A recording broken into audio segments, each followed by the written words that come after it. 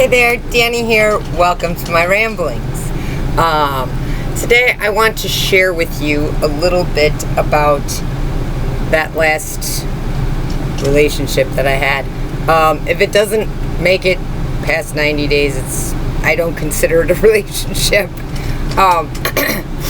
It was just something that we were seeing if it could work or not. Evidently it didn't. But what I want to share with you is, if you've watched any of my previous videos, you know that excuse me, the dogs are eating. You know that I have dated a few less than kind people, and that my mother was never diagnosed with narcissism, but I 100% believe that she is, because she fit the bill. And I want to talk about the last relationship. The reason that I want to talk about it is I'm not saying that that person was a narcissist. That's not what I'm saying at all. What I'm trying to say is people come in quick and hard, and they do what they call love bombing. So in the beginning, they mirror you, attempting to fit into what you want for a person. They make themselves look like exactly what you're looking for. And I was concerned. I haven't dated for a long time. I've been on a couple dates, but not like in a relationship for a few years. So I was nervous about dating in a relationship, like in a commitment again, because I wasn't sure if I had my boundaries strong, and if I was going to be able to do the things that I needed to step up for myself. But I want to tell you that I'm very proud of myself, because I did. And I want to share some insight with you guys, so if you're in a situation like this, then you can know how to do what you need to do. So the last one, he came in real quick and real fast. I had known him for years. And in the beginning, it was fairy tale like, and it changed, and as it changed, I could see things that were not right. So I've known him for decades. When we were younger, he had said that he preferred bigger women. Well, I'm not a large woman. Then when he was building up to getting us to date, he talked about thin women, which kind of made me question some things, but let's jump in and see, because I knew I was strong enough to say goodbye. My cutoff game is strong. It's very strong now. My boundaries are pretty firm on a lot of things too. So he came in very strong, saying some things that were opposite from before when I knew him. And so I kind of paid attention, and it was fairy tale like in the beginning. It was beautiful and wonderful. And then slowly but surely, I mean, we weren't even 90 days in, and slowly but surely things were changing. And there were certain things that I noticed that weren't consistent with what he had said from the beginning. In the beginning, he was very open-minded. We talked, we had communication, we had deep, intense conversations. He was smart. And then all of a sudden, he wasn't. I believe that was the time that he got back on the meth. He knew getting involved with me, the meth was a no-go.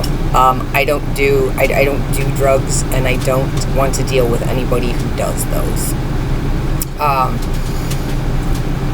So I think I started to notice a difference, and I started to pay attention what was being said. And then he introduced me to his family, and they were nice, and we had a great time and everything else. He talked about a future that we were going to have. I thought we were on the same page, but as time progressed, I realized that we weren't fully on the same page. And I knew that if I asked certain questions, that it was going to cause him to be defensive. And There is no reason for somebody to be defensive. If you're triggered by something somebody says, you can 100% tell them, look, that hurt. This is why it hurt. I need to work on this. I just want you to understand what I'm going through. That's fine. But if you ask them something and they get really defensive and refuse to do what you ask them, especially if it was something simple. So we were running really hard on, we were running 11, 12-hour days, if not more, on delivery. And we were bringing in quite a bit of money, but there was nothing to show for it. And so I said to him, I said, look, I'm beginning, and he knew that in previous relationships, and if you've listened to some of my first videos, I talked about how I have more money when I'm single than when I'm with a guy. So I'm not sure how that works because I'm a girl, but evidently that's how it was.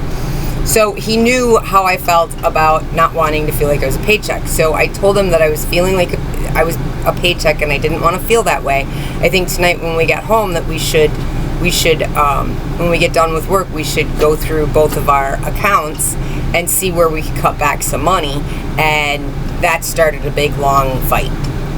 And at that point in time, I knew exactly he was hiding. He didn't want me to see where money was going or what he was spending it on. So either he was keeping some for himself or he was spending it on other things. I don't know what it was. It didn't matter. The fact that he got mean and nasty with me was enough for me to say, okay, this is it. I'm done. I'm done. There was no reason for him to get mean and nasty over that.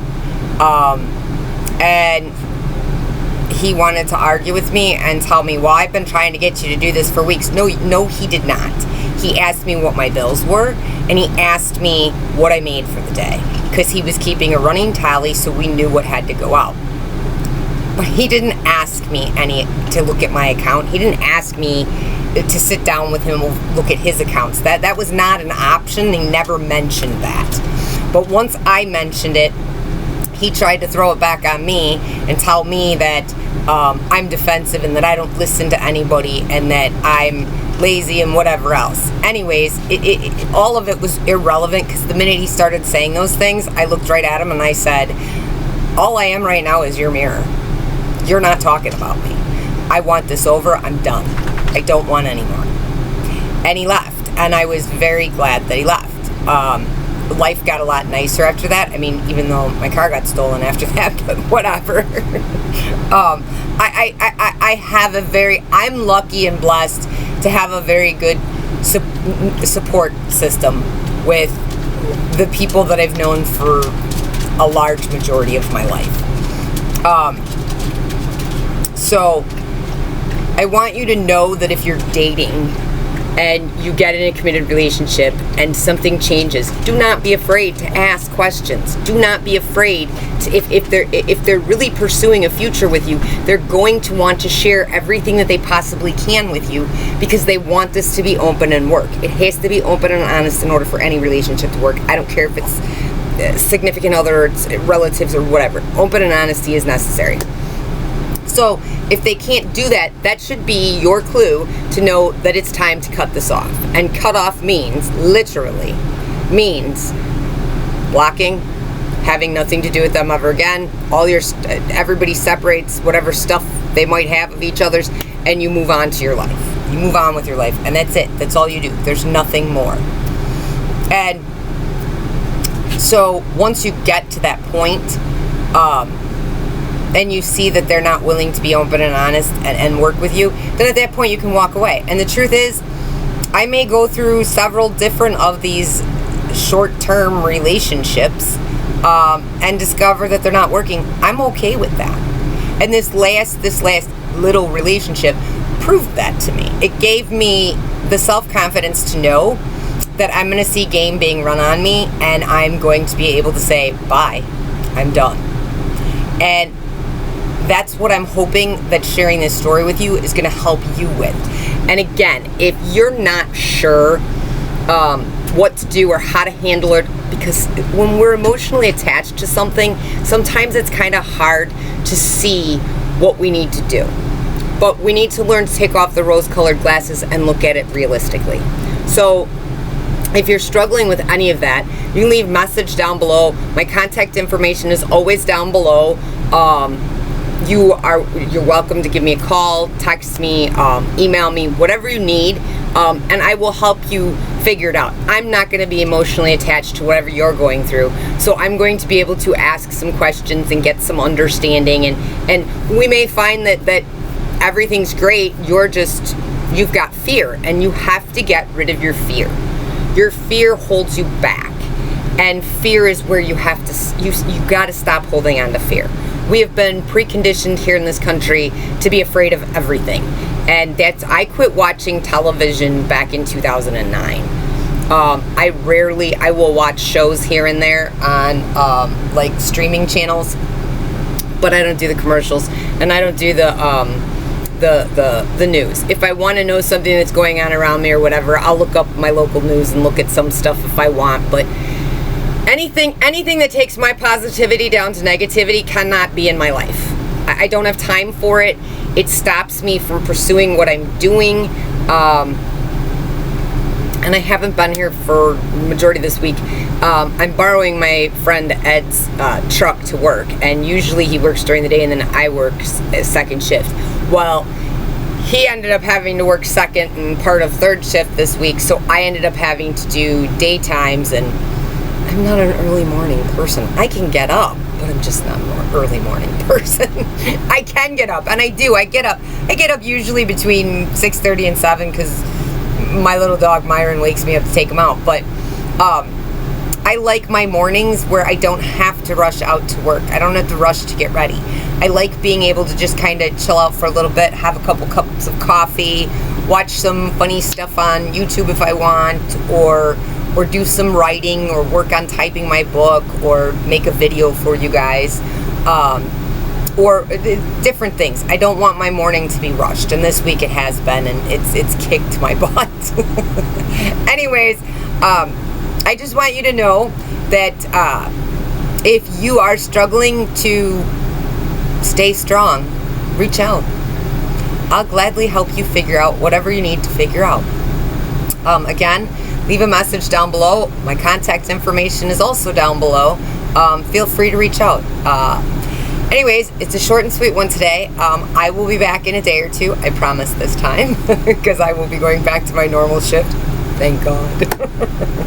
And still working on figuring out what I'm going to do for a car. So I'll get that figured out. Anyways, have a great day, guys. Love ya.